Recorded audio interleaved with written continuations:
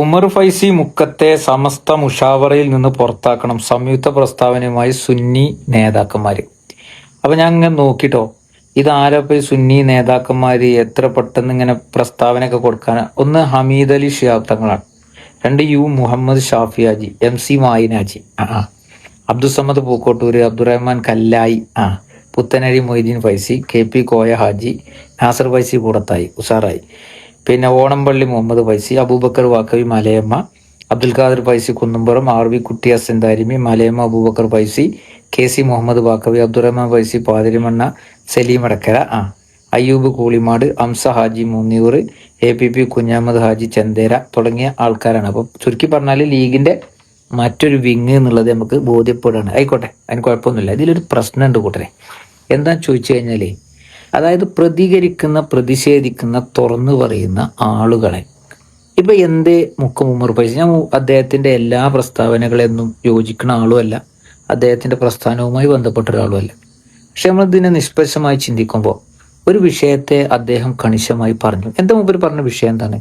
വഖഫ് ബോർഡുമായി, നിയമനവുമായി ബന്ധപ്പെട്ട ചില കാര്യങ്ങളെ അദ്ദേഹം തുറന്നു പറഞ്ഞു. നിങ്ങൾക്ക് ഓർമ്മയുണ്ടോ, അദ്ദേഹം ഇതിന്റെ മുമ്പ് പറഞ്ഞൊരു പ്രസ്താവന, മുനമ്പം വഖഫ് ഭൂമി അല്ല എന്ന് പറഞ്ഞ സാഹചര്യത്തിൽ, VD സതീശൻ അടക്കം പറഞ്ഞ സാഹചര്യത്തിൽ, അങ്ങനെ ഇരിക്കുമ്പോൾ ഉമർ ഫൈസി മുക്കം പറഞ്ഞൊരു കാര്യമുണ്ട്, മുനമ്പം വഖഫ് ഭൂമി തന്നെയാണ്. അത് തുറന്നു പറഞ്ഞു. ഇവിടെ ഒരു വിഷയം കാര്യങ്ങൾ, ഇപ്പൊ ജിഫ്രി മുത്തുക്കോയ തങ്ങൾക്കൊക്കെ ഉള്ള പ്രശ്നം എന്താ അറിയോ? അവരെ പറഞ്ഞിട്ട് കാര്യമില്ല, കാരണം പെട്ടുപോയി കിടക്കുകയാണ്. കാരണം ഇങ്ങനെയുള്ള ആളുകൾ, ഇപ്പൊ ഞാൻ ഈ വായിച്ച ആളുകൾ തുറന്നു പറഞ്ഞാൽ ഇവർ ഈ കോലത്തിൽ രാഷ്ട്രീയപരമായ അവരുടെ നീക്കങ്ങൾക്ക് തടസ്സമാവുമെങ്കിൽ ഈ ടീം ഇറങ്ങണം. ഇപ്പൊ ഇന്നലത്തെ വീഡിയോ ഉണ്ടല്ലോ, PMA സലാം സാഹിബ് ഉമർ ഫൈസി മുക്കത്തെ അറിയില്ല എന്ന് പറഞ്ഞപ്പോൾ ഞാനൊരു വീഡിയോ ചെയ്തിന്റെ അവസാന ഭാഗങ്ങളൊന്ന് കേൾക്കണം, സമസ്തക്കാരെങ്കിലും കേൾക്കണം. ഞാൻ സമസ്തക്കാരോട് പറയുന്നുണ്ട്, ഇതൊക്കെ എന്താ ഇങ്ങനെ പറയാനുള്ള ഒരു കാരണം തരാം. കാരണം നോക്കൂ, മുസ്ലിം ലീഗിന്റെ സംസ്ഥാന സെക്രട്ടറിക്ക് സമസ്തയുടെ ഉന്നതനായ പണ്ഡിതനായ മുക്കം ഉമർ ഫൈസിയെ അറിയില്ല എന്ന് എന്ത് അടിസ്ഥാനത്തിൽ പറഞ്ഞതാന്ന് ചോദിച്ചിട്ട് ഞാൻ പറയുന്നുണ്ട്, ഇവർക്കൊക്കെ അറിയാം. ഇലക്ഷന്റെ സമയമാകുമ്പോൾ പുറത്ത് രണ്ട് തട്ടൊക്കെ തട്ടി ഈ പേര് പറഞ്ഞ ആൾക്കാരെയൊക്കെ ഒന്ന് പോയി കണ്ടാൽ എല്ലാവരും ഇവിടെ കൂടിങ്ങാണ്ട് മുസ്ലിം ലീഗിന് തന്നെ വോട്ട് ചെയ്യും. അത് കാലങ്ങളായി ഇവിടെ ഉണ്ട്, എന്ത് പറഞ്ഞാലും ഓല് നമുക്കേ വോട്ട് ചെയ്യുള്ളൂ എന്നുള്ള ധാരണ ഇവർക്കുണ്ട് എന്ന് ഞാൻ അതിൽ പറയുന്നുണ്ട്. അവിടെ വെച്ച് തന്നെ ഞാൻ തുടങ്ങാണ്. ആലോചിച്ച് നോക്കൂ, ഇന്ന് ഇതേ ടീം ഇറങ്ങിയിട്ട് മുക്കം ഉമർ ഫൈസിയെ മുഷാവറയിൽ നിന്ന് ഒഴിവാക്കണം എന്നാണ് അവർ പറയുന്നത്. ഇതേ അവസ്ഥയൊക്കെ തിരിച്ചറിഞ്ഞ ആളാണ് ജിഫ്രി മുത്തുക്കോയ തങ്ങളൊക്കെ. എന്തെല്ലാം ഇവര് എന്തെന്ന് വെച്ച് കഴിഞ്ഞാൽ ആ കോലത്തിലാണ് പിന്നെ പെരുമാറുക. സ്വാഭാവികമായിട്ടും എത്ര സത്യം മുന്നിൽ കണ്ടാലും അത് തുറന്നു പറഞ്ഞാൽ വലിയ വിപത്ത്, വലിയ പ്രശ്നങ്ങൾ തൻ്റെ മേലുണ്ടാകും എന്നുള്ള ആ ഒരു ഞെട്ടിച്ചുകാണ്ട് നിർത്തുക എന്ന് പറയില്ലേ, ആ കോലത്തിൽ കടിഞ്ഞാണിട്ട് നിർത്തുന്ന ഒരു കോക്കസ് വിങ്ങാണ് സത്യത്തിൽ ഇപ്പോൾ മുക്കം ഉമർ ഫൈസിക്കെതിരെ രംഗത്ത് വന്നിട്ടുള്ളത് എന്ന് സംശയിക്കേണ്ടിയിരിക്കുന്നു. ആലോചിച്ച് നോക്കൂ, ഒരു വ്യക്തി ഒരു അഭിപ്രായം പറഞ്ഞു, ആ അഭിപ്രായത്തിന് വിയോജിപ്പുണ്ടെങ്കിൽ അത് പറയാം. നേരെ മറിച്ച് മുഷാവറയിൽ നിന്ന് പുറത്താക്കേണ്ട തരത്തിൽ എന്താണ് ഈ പറയുന്ന മുക്കം ഉമർ ഫൈസി ചെയ്ത തെറ്റെന്താണ്? മുഷാവറയിൽ നിന്ന് പുറത്താക്കേണ്ട നിലയിൽ. അപ്പൊ നോക്കൂ, വഖഫ് ബോർഡിലും മറ്റുമൊക്കെ രാഷ്ട്രീയപരമായ, പ്രത്യേകിച്ച് മുസ്ലിം ലീഗിന്റെ ഭരണം UDFന് കിട്ടിയ സാഹചര്യത്തിൽ അവരുടെ രാഷ്ട്രീയപരമായ ഇടപെടലുകളെ തുറന്നു പറഞ്ഞു എന്നല്ലാതെ വേറെന്ത് തെറ്റാണ് ചെയ്തത്? ആലോചിച്ച് നിങ്ങൾ. ആ നിലക്ക് പറഞ്ഞാൽ PMA സലാം എന്ന് പറയുന്ന സെക്രട്ടറി അറിയില്ല എന്നും പറഞ്ഞുകൊണ്ട് പോയി. പക്ഷെ ഇവരെടുക്കുന്ന പണി എന്താ? പിന്നെ ബാക്കിയുള്ള പണിയെടുക്കല് ഈ പറയുന്ന ഈ ടീമാണ്. എങ്ങനെയാണ് അപ്പൊ എന്താ? അപ്പൊ ആ രാഷ്ട്രീയത്തിന് ഇയാളെ ഒതുക്കാൻ, മുക്കം ഉമർ ഫൈസിയെ ഒതുക്കാൻ ഏറ്റവും സുഖമായി. കാരണം കൂട്ടത്തിൽ നിന്ന് തന്നെ എന്ത് ചെയ്തു? ഒരു കച്ചിത്തുരുമ്പ് കിട്ടി. ഏത് മരംപെട്ടുകാരൻ്റെ കോടാലിക്ക് മരത്തിന്റെ ഒരു പൊടി എന്ന് പറഞ്ഞ മാതിരി പെട്ടെന്നുണ്ട് സംഗതി. മുഷാവറയിൽ നിന്ന് പുറത്താക്കാൻ വേണ്ടി മാത്രമല്ല, എന്തേപ്പോ മുക്കം ഉമർ ഫൈസി ചെയ്തത്? മുനമ്പം വഖഫ് ഭൂമിയാണെന്ന് പറഞ്ഞതോ?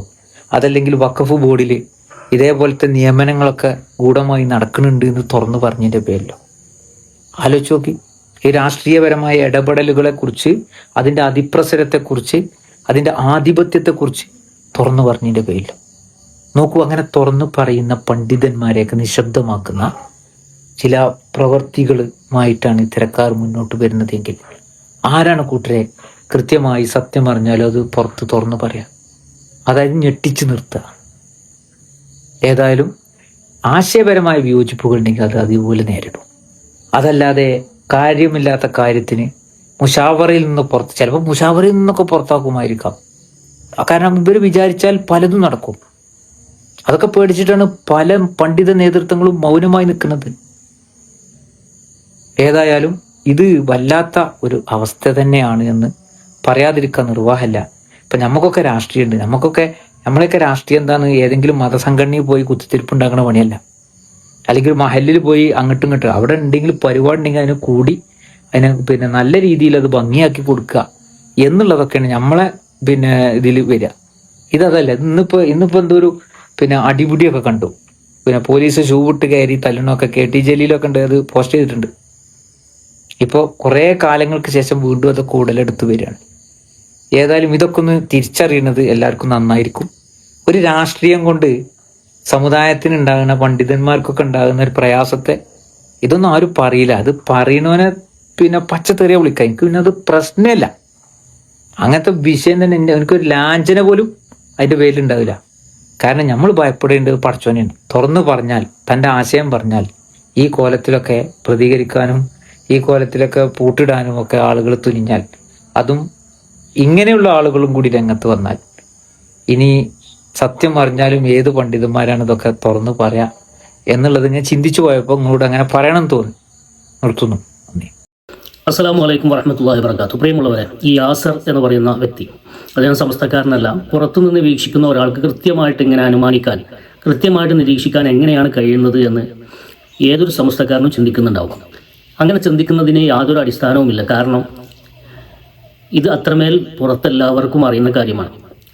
ചില രാഷ്ട്രീയക്കാർക്കൊഴികെ എല്ലാവർക്കും ഇത് തുറന്നു പറയാനും കഴിയും.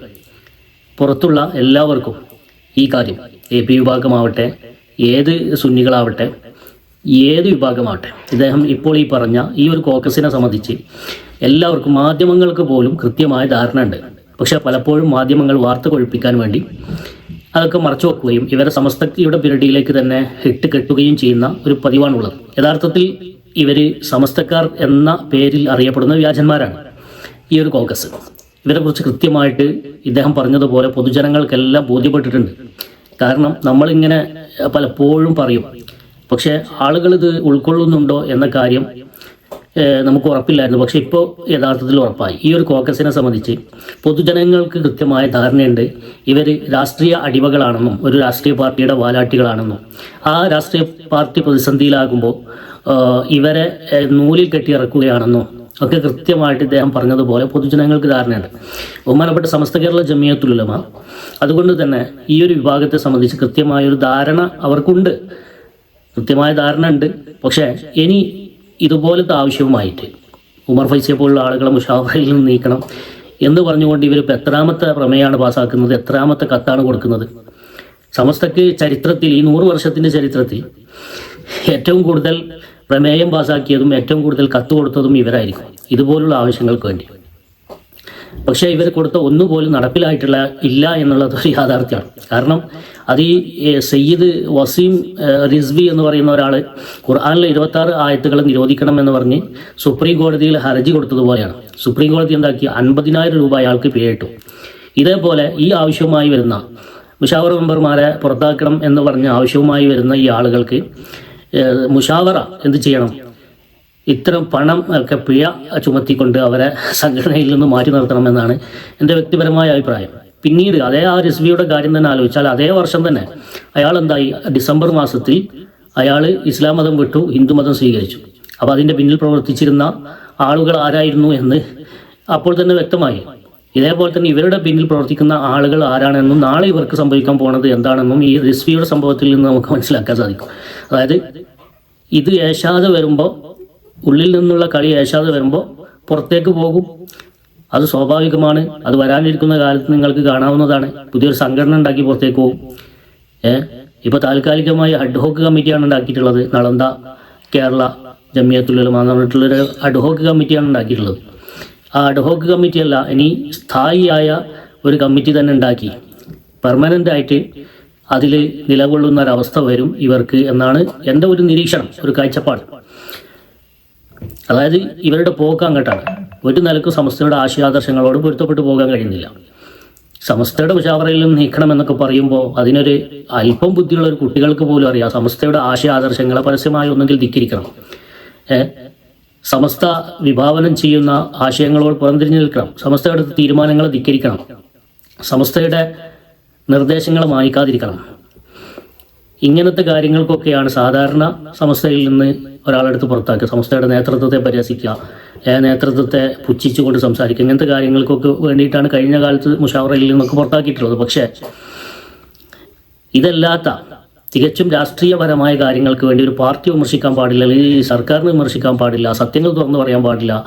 ഈ കാര്യങ്ങൾക്കൊക്കെ വേണ്ടിയിട്ട് ചരിത്രത്തിൽ തന്നെ അങ്ങനെ ഒരു സംഭവം ഉണ്ടായിട്ടില്ല. മാത്രമല്ല ഇവരല്ലാത്ത മറ്റാരും ചരിത്രത്തിൽ ഇന്നോളം ഇങ്ങനൊരു ആവശ്യത്തിന് വേണ്ടി സമസ്ത മുഷാവറക്ക് കത്ത് കൊടുത്തിട്ട് പോലുമില്ല. ഈ കത്ത് മുഷാവറ എന്തായാലും പരിഗണിക്കില്ല എന്ന് ഉറപ്പുള്ളത് കൊണ്ട് തന്നെ ആയിരിക്കണം ഇവരിത് മാധ്യമങ്ങൾക്ക് കൊടുത്ത് ഒരു വാർത്ത സൃഷ്ടിക്കാനെങ്കിലും ശ്രമിക്കുന്നത്. കാരണം ഇപ്പോൾ ഭാരവാഹിത്വത്തിലേക്കുള്ള തെരഞ്ഞെടുപ്പൊക്കെ നടക്കുന്ന സമയമാണല്ലോ. ഈ സമയത്ത് എന്തെങ്കിലും ഒരു ചലനം ഇതുകൊണ്ടുണ്ടാക്കാൻ സാധിക്കുമോ എന്ന് നോക്കുകയാണ് ഇവർ പറഞ്ഞത് പ്രകാരമുള്ള ആരെയും മുഷാവറയിലേക്ക് എടുക്കാൻ വേണ്ടി പറ്റുന്നില്ല. മാത്രമല്ല ഇവരുടെ ശ്രമഫലമായി കൊണ്ട് ഒരാളെ മുഷാവറയിൽ നിന്ന് പുറത്താക്കാൻ സാധിച്ചിട്ടുണ്ട്. അയാൾ ഇപ്പോഴും പുറത്താണ്, അയാൾ അകത്തേക്ക് കയറ്റാൻ പോലും ഇവർക്ക് സാധിച്ചിട്ടില്ല. എന്നിരിക്കെ ഉള്ള ആളുകളെ വീണ്ടും പുറത്താക്കാൻ വേണ്ടി കത്തുമായിട്ട് നടക്കുകയാണ്. നിങ്ങൾ ചെയ്യേണ്ടത് ആ പുറത്താക്കി നിങ്ങളെ കാരണത്താൽ പുറത്തുപോയ ഒരാളുണ്ട്, അദ്ദേഹത്തെ മുഷാവറയിലേക്ക് എങ്ങനെയെങ്കിലും കയറ്റാനുള്ള ഒരു ശ്രമമാണ് നിങ്ങൾ നടത്തേണ്ടത്. ആ ശ്രമം വളഞ്ഞ വഴിയിലൂടെ അല്ല നിങ്ങൾ നടത്തേണ്ടത്. അദ്ദേഹത്തെ പറഞ്ഞ് മനസ്സിലാക്കി നിങ്ങൾ സമസ്തക്ക് വിധേയപ്പെടണം, സമസ്തക്ക് കത്ത് കൊടുക്കണം. അതായത് ഞാൻ സമസ്തയുടെ വിധേയപ്പെടാൻ തയ്യാറാണ്, എല്ലാ നിർദ്ദേശങ്ങൾക്കും വിധേയപ്പെടാൻ തയ്യാറാണ്, ഞാൻ സമസ്തയെ ധിക്കരിച്ചതിൽ ക്ഷമാപണം നടത്തുന്നു തുടങ്ങിയ കാര്യങ്ങളൊക്കെ എഴുതി ഒപ്പിട്ട് ക്ഷമാപണം നടത്തി തിരിച്ച് സമസ്തയിലേക്ക് വരിക, കൊണ്ടുവരിക അദ്ദേഹത്തെ. അതിനുള്ള ശ്രമമാണ് നിങ്ങൾ ആദ്യമായിട്ട് നടത്തേണ്ടത്. അതേപോലെ തന്നെ ഹക്കീം ഫൈസി, ഹംസ ഹിത്തമിയ പോലുള്ള ആളുകളെ പുറത്തേക്ക് എറിയേണ്ടി വന്നു. അവരൊക്കെ ഇതേപോലെ തന്നെ സമസ്തയിലേക്ക് തിരിച്ചു കൊണ്ടുവരാനുള്ള ശ്രമം നടത്തുന്നതിന് പകരം ഉള്ള മുഷാവറ മെമ്പർമാരുടെ വൈത്താലെ കൂടിയിട്ട് യാതൊരു കാര്യവുമില്ല. മാനത്തുള്ള കിളിയെ കണ്ട് കയ്യിലുള്ള കിളിയെ വിട്ടൊരു കഥ ഉണ്ടല്ലോ, അതേപോലെ കയ്യിലുള്ളതും പോകും, മാനത്തുള്ളതും നിങ്ങൾക്ക് നഷ്ടപ്പെടും. അതുകൊണ്ട് ഇനിയും ജനങ്ങളുടെ മുന്നിൽ പരിഹാസ്യരാവുന്നതിന് മുമ്പ് കൃത്യമായിട്ട് നിങ്ങൾ ഈ കാര്യങ്ങളൊക്കെ ഒന്ന് മനസ്സിലാക്കി പ്രവർത്തിച്ചാൽ നന്നായിരിക്കുമെന്ന് ഓർമ്മപ്പെടുത്തുകയാണ്. അല്ലെങ്കിൽ നിങ്ങൾക്കൊരു പണി ചെയ്യാം, ഇതിനോട് നിങ്ങൾക്ക് ഒരിക്കലും പൊരുത്തപ്പെട്ടു പോകാൻ സാധ്യമല്ലെങ്കിൽ നിങ്ങൾക്ക് വേറെ വഴി സ്വീകരിക്കലായിരിക്കും നല്ലത്. സമസ്ത എന്നത് നിങ്ങൾ മറന്നേക്കൂ. ഏത് ദാസ്യവേലയും യഥേഷ്ടം ചെയ്യാം, ആരുടെ വിലക്കും ഉണ്ടാവുകയില്ല, ആർക്കത് പ്രസ്താവന ഇറക്കാം, ആരെയും പുറത്താക്കാം, ആരെയും അകത്താക്കാം, യാതൊരു പ്രശ്നവും ഉണ്ടാവുകയില്ല. പക്ഷേ സമസ്ത കേരള ജമിയത്തുൽ ഉലമയുടെ ആ ഒരു സംവിധാനത്തിൻ്റെ ഭാഗമായി നിന്നുകൊണ്ടുള്ള ഈ കപട പരിപാടി ഇത് അവസാനിപ്പിക്കണമെന്നാണ് പറയാനുള്ളത്. പിന്നെ ഉമർ ഫൈസി മുക്കം അദ്ദേഹം പറഞ്ഞ കാര്യങ്ങൾ കൃത്യമാണ് എന്ന് ബഹുമാനപ്പെട്ട അഡ്വക്കേറ്റ് തൊയ്യീബ് ഹുദവി അദ്ദേഹത്തിൻ്റെ ഫേസ്ബുക്കിൽ കൃത്യമായിട്ട് കുറിച്ചിട്ടുണ്ട്. അദ്ദേഹം പറഞ്ഞിട്ടുള്ള ആരോപണങ്ങൾ ശരിയാണെന്നും നൗഷാദ് അലിയുടെ ആരോപണങ്ങൾ തെറ്റാണ് എന്നും കൃത്യമായിട്ട് സമർത്ഥിച്ചിട്ടുണ്ട്. അപ്പോൾ അതൊക്കെ ഒന്ന് വായിക്കുക, മറ്റുള്ള കാര്യങ്ങളൊക്കെ ഒന്ന് വീക്ഷിച്ച് പൊതുജനം നിങ്ങളെക്കുറിച്ച് ഇങ്ങനെയൊക്കെ മനസ്സിലാക്കുന്നുണ്ട് എന്നുള്ള ഒരു ബോധം നിങ്ങൾക്കുണ്ടാകുന്നത് നല്ലതാണ്. അള്ളാഹു അനുഗ്രഹിക്കട്ടെ. ആമീൻ. സൽബുദ്ധി പ്രദാനം ചെയ്യട്ടെ. ആമീൻ. അസ്സലാമു അലൈക്കും വറഹ്മത്തുള്ളാഹി വബറകാതുഹു. والحق هو الثابت الباقي الذي لا يزول. إن الباطل لا بقاء له ولا ثبات.